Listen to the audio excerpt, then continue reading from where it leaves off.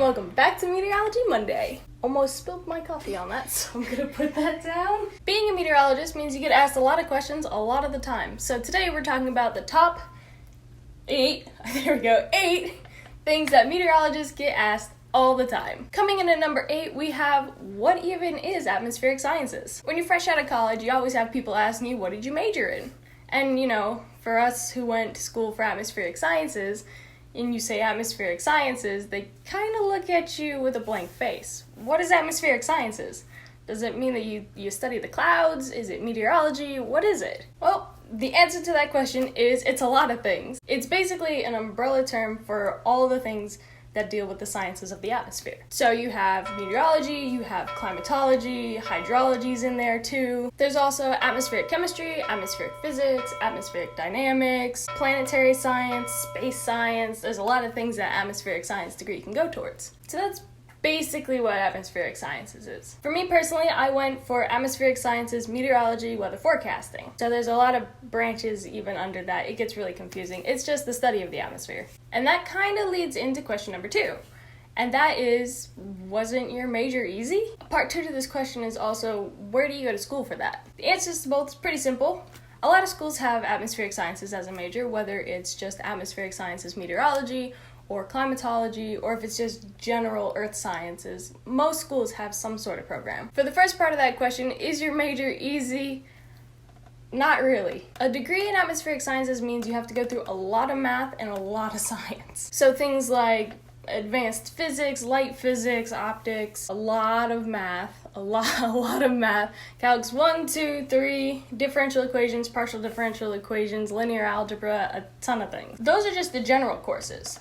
Now let's get into some of the actual atmospheric science courses. There's kinematics and dynamics, synoptic 1 and 2, mesoscale meteorology, mountain meteorology, intro to climatology, intro to oceanography, physical meteorology. There's basically a lot of math and science to get an atmospheric science degree. The 6th most frequently asked question would be, do you believe in climate change? Now, the answer to this one is kind of complicated, because technically the answer is yes, but not in the way that media normally portrays climate change. Climate change, global warming, it all has a lot of stuff behind it. The answer is really complicated. Climate change, yes, the climate does change. There's natural oscillations in the atmosphere that lead to variations in temperatures, but there's a lot that goes into it. Just take my word for it. Coming in at number 5 is, are you a storm chaser? The answer to this one's pretty simple. Yeah, I am. All right, halfway done, we're getting down to the good one. Frequently asked question number 4 is, do you just watch clouds all day? What do you do? No.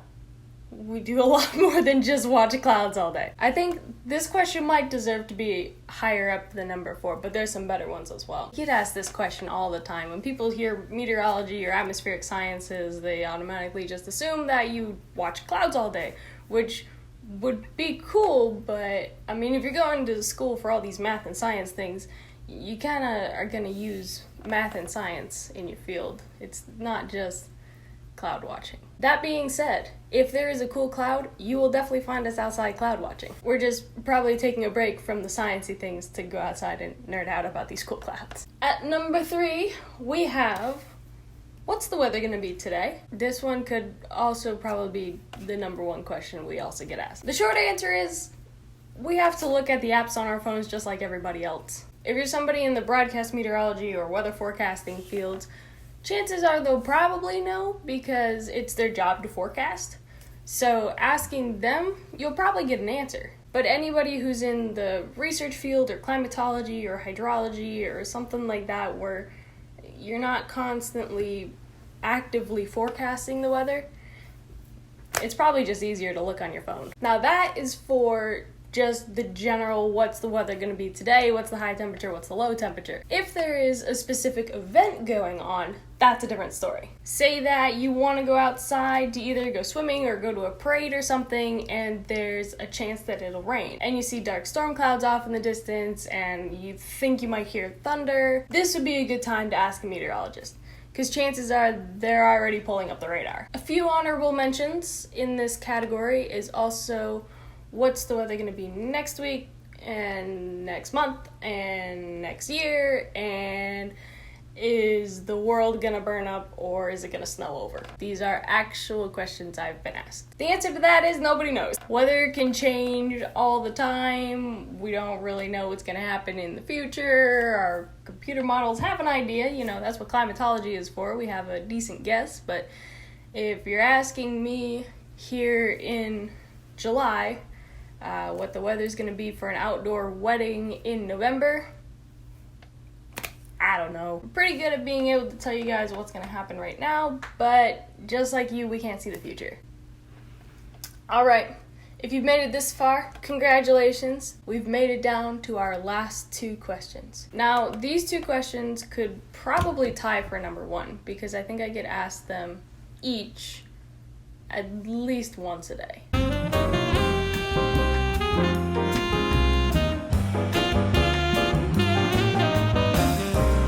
At number 2, are you on television? As I said before in the beginning of the video, a lot of atmospheric sciences is not weather forecasting or broadcast meteorology. Broadcast meteorologists are the ones that end up on TV.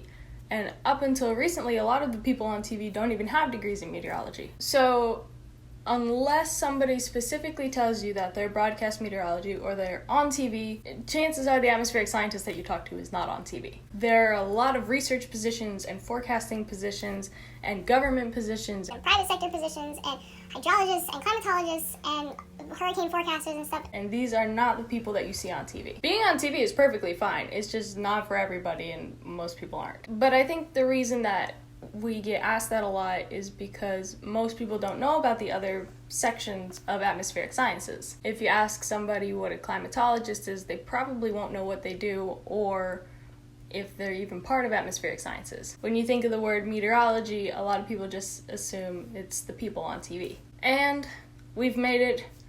Question number 1, why is the forecast always wrong?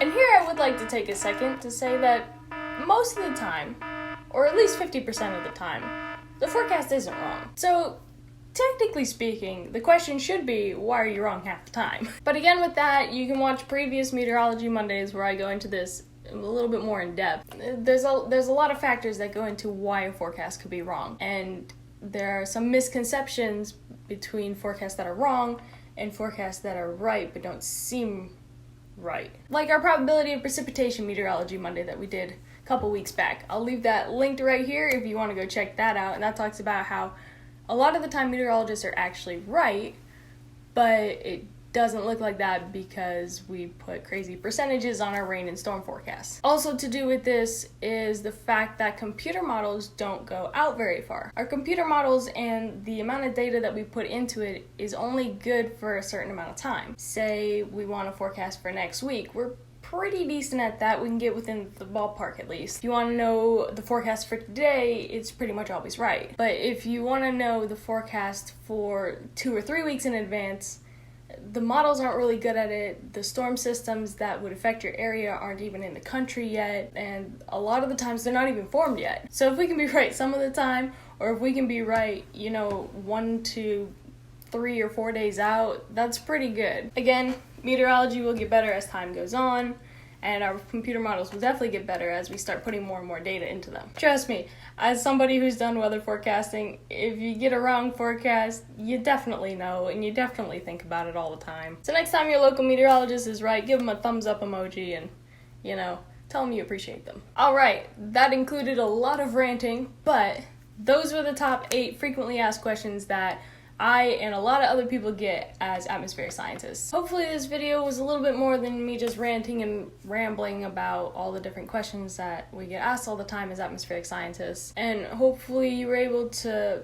learn a little bit about why these questions get asked and what the answers to these questions were. Some of these questions come from just people being curious and wanting to know, like, what is an atmospheric science major? Or, do you guys believe in climate change? But some questions you gotta admit are kinda ridiculous. I wish our major was as easy as just watching clouds all day. Anyway, if you like this topic, be sure to give the video a thumbs up and subscribe down below. Definitely helps us out by subscribing, lets us know that you guys are watching it and enjoying it. I've also learned that maybe I shouldn't film with my little sister in the room because she's pointing out all of the hand motions that I make while filming.